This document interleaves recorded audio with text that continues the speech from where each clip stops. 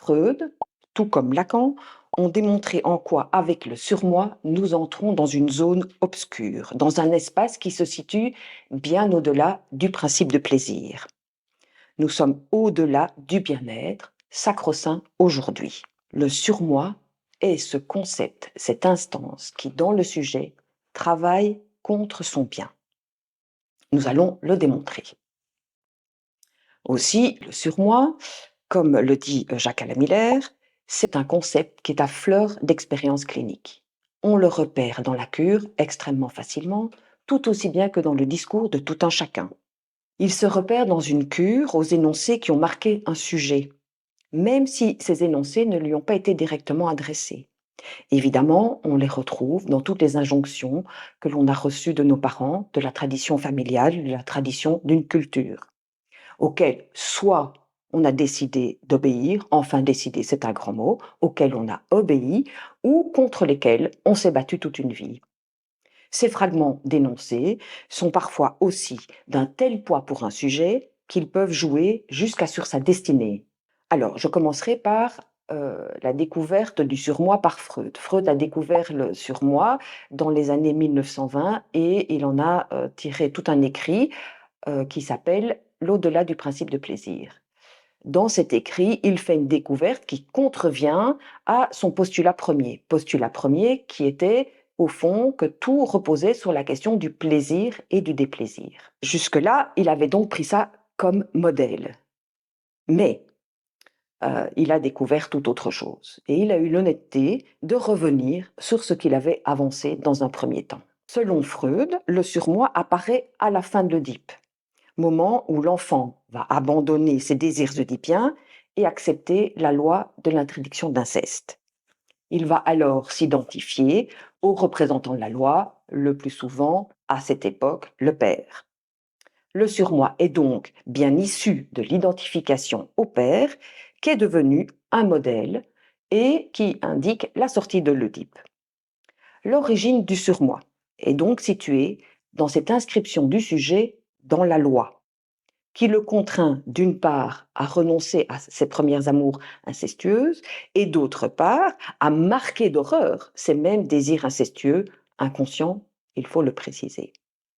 C'est ainsi que l'on peut dire que ce surmoi est une marque de l'inscription dans la loi. C'est une marque indélébile, dit-il, et irréductible qui ne se résorbera jamais. Si dans un premier temps, pour Freud, le surmoi est une instance légiférante, sorte d'intériorisation des interdits parentaux, il constate d'emblée que la loi du surmoi est exorbitante et qu'elle n'a vraiment pas grand-chose à faire avec la loi symbolique. Il postule alors que le surmoi n'est pas que le simple reliquat de la sortie de l'Oedipe. C'est dans Malaise dans la civilisation, quelques années plus tard, qu'il va nous démontrer le paradoxe de ce concept du surmoi. Le paradoxe est le suivant, c'est que ce surmoi se comporte de manière d'autant plus sévère que l'on va lui obéir. Et il nous dit ça comme ceci. Ceux qui seront les plus vertueux, ce sont ceux-là qui s'accuseront d'être les plus grands pécheurs. Le surmoi, donc, se nourrit des pulsions. C'est la gourmandise du surmoi, ce sera la phrase que Lacan reprendra. Donc, Freud différencie la sévérité extrême du surmoi, allant bien au-delà de ce que l'autre de l'autorité nous veut, au fond. Ainsi, quand la contrainte vient de l'autre, effectivement, il nous frustre, il nous interdit, c'est une chose. L'autre chose, quand le renoncement vient du surmoi, donc du sujet lui-même, de l'intérieur du sujet, cette contrainte est d'autant plus féroce que non seulement il y a une interdiction, mais il y a aussi une punition.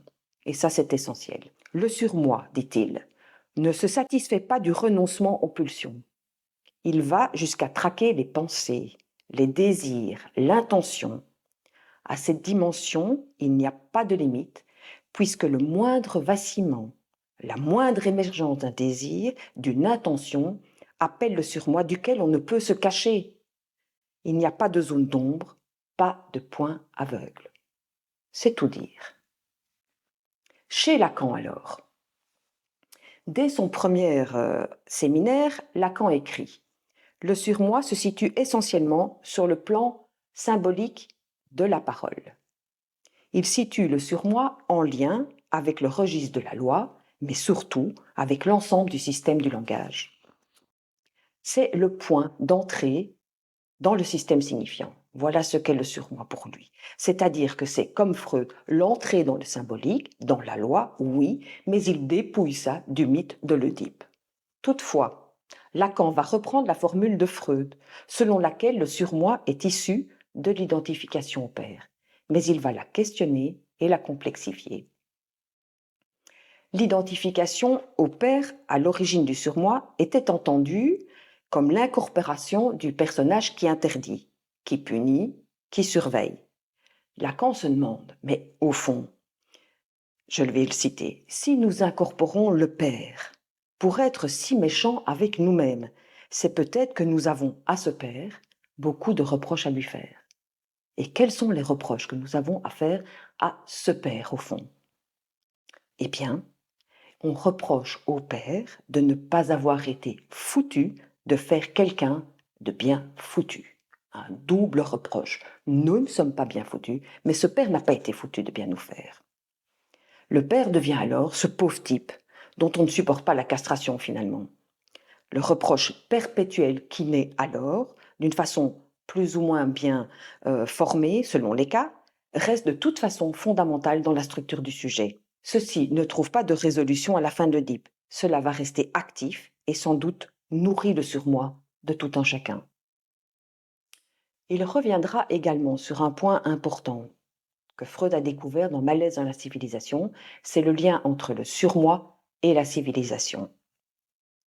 La genèse du surmoi, dans le sujet, est nouée, dit-il, très exactement aux conditions de l'autre social, à l'actualité de l'état de l'autre, donc en fonction de la société dans laquelle nous sommes. Clotilde Guil, dans son très beau livre L'ère du toxique, nomme le nouveau malaise dans notre civilisation actuelle. Elle le nomme du signifiant toxique. Il s'agit donc du surmoi que Lacan a découvert comme impératif de jouissance. C'est le surmoi qui dit « jouis, tu dois jouir ». Et le toxique alors? Le toxique, dit-elle, en tant que poison, dit un excès qui touche le vivant, jusqu'à le mettre en danger. C'est celui en fait d'une jouissance, donc le surmoi est une jouissance qui consume le sujet et le laisse sombrer dans le trou noir de la jouissance mortifère. Elle appellera ça, en s'appuyant sur René Char, le poète, les devoirs infernaux. Les effets du discours ultra-capitaliste montrent combien les sujets sont pris dans une course au plus de jouir. Ce discours repose sur le mécanisme dont je vous ai parlé tout à l'heure, le principe plaisir des plaisirs. Mais ce principe ne s'arrête pas au plaisir. Il obéit plutôt à la compulsion de répétition.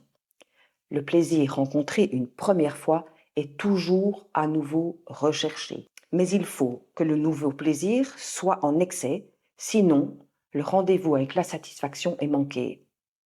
C'est là que se loge pour tous ce qui dans la vie peut préférer la mort, puisque l'on va toujours au-delà du plaisir. Cela nous conduit à noter que la voie du plaisir, au fond, ne mène à aucun bien, à aucune harmonie, que du contraire. Lacan, d'ailleurs, relevait l'affect dépressif caractérisant l'hédonisme des jeunes, voué à l'ennui et à la morosité. Mais alors quoi? Que faire? Quel est le contrepoids à la voix de ce surmoi féroce qui nous assène jouit?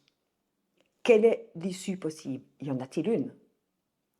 Selon Clotilde Guil toujours, elle dit que seul le désir peut faire contrepoids au surmoi.